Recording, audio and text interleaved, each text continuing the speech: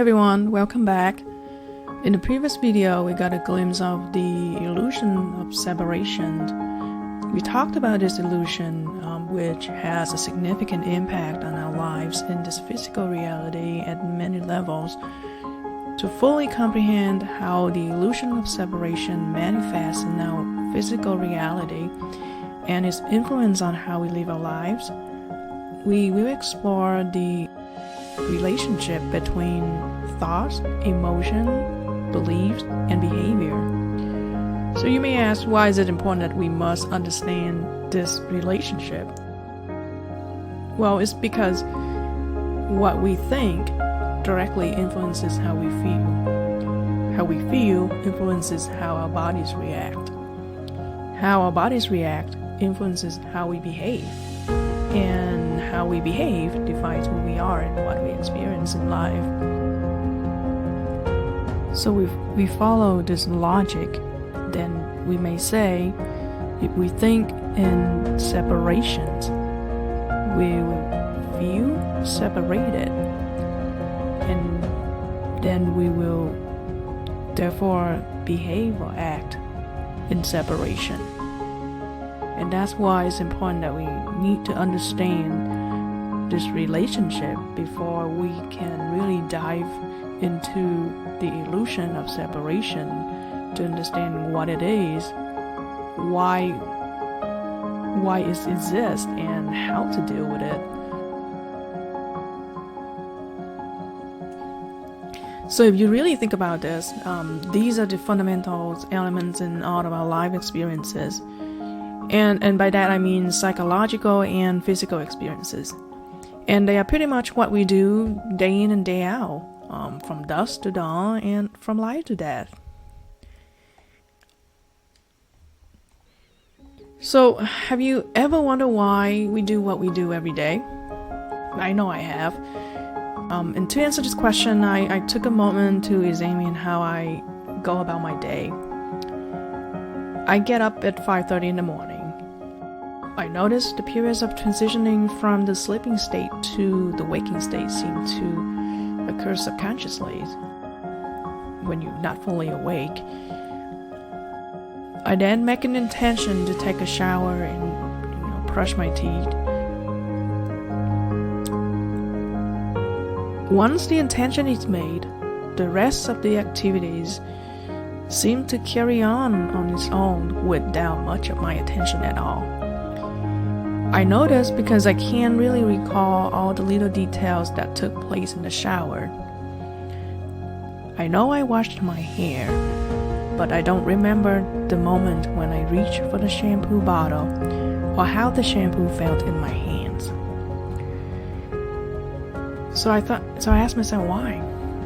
Well, it was because while I was in the showers, I was occupied with all these unrelated thoughts. I was thinking about what happened between me and Jessie yesterday. And I was mad because she lied to me. So all these thoughts ran through my mind. Like, should I say something to Jessie today to let her know that her statement yesterday really pushed my button? What can I do to cope with the presence of this person in my life as we don't share the common beliefs? I then went on and jumped to another unrelated thought. What am I gonna write about today for my blog? And then another unrelated thought popped up. It's been a busy week at work. I've been working a lot of extra hours this past week in order to meet the deadline. So you can see all these thoughts ran through my mind like a movie, playing at 10 times speed, while my hands and the rest of my body was busy coordinating with each other to perform the acts of showering, brushing teeth, and making my morning coffee as I go about my day. So it seemed like they were carried out by some sort of programs without me having to think about them. And we really think about this, the rest of my days goes on just like that. It seems like it's a mix of conscious and subconscious thoughts and act. the majority of my physical activities are carried out by my subconscious mind, like driving, eating, walking, typing on the keyboard. Things that you do, but you don't know like how you do it, or that you're actually doing it until you start paying attention. And why my subconscious mind is taking over, my conscious mind is busy thinking about past events and planning for the future. And as I focus my attention on these thoughts, certain emotions are triggered. I then behave a certain way in reaction to those emotions. So let's go back to our example from earlier for a minute. Specifically, my thoughts related to my encounter with Jessie yesterday. So as I focus my thoughts on what happened between me and Jessie, I feel angry at her for lying to me. As my thought fuel my anger, I make the decision that I'm going to confront her today and tell her that I don't want to have anything to do with her anymore, as I consider lying to be my personal boundary in any kind of relationship.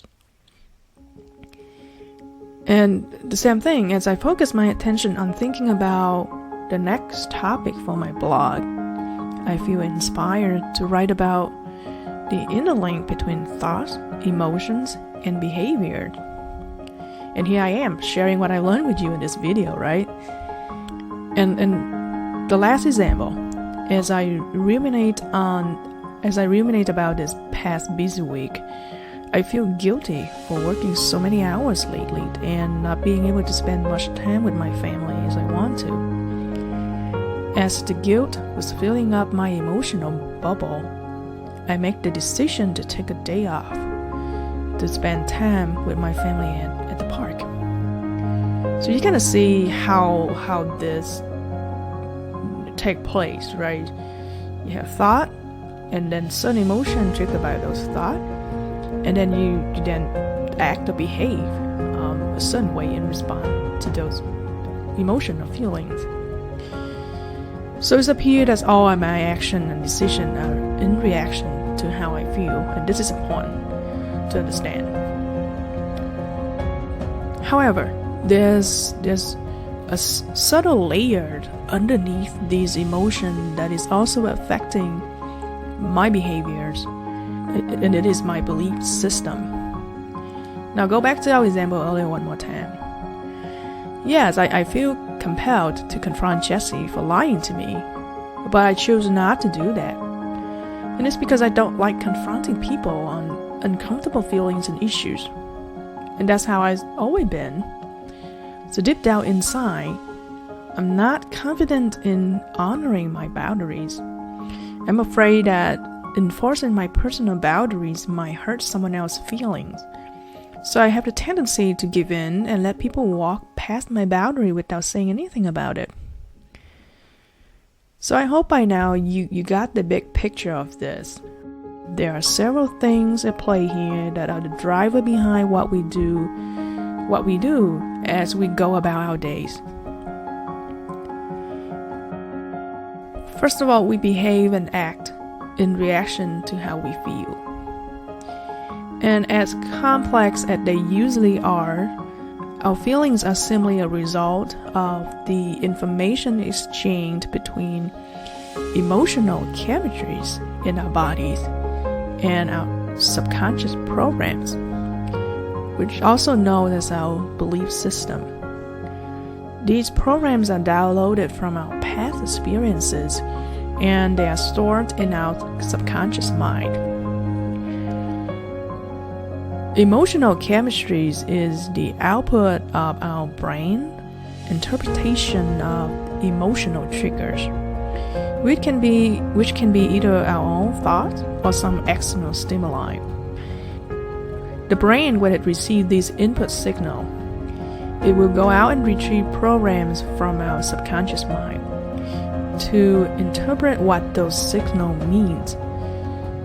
And the output of the brain interpretation of these signals is what we call emotional chemistries.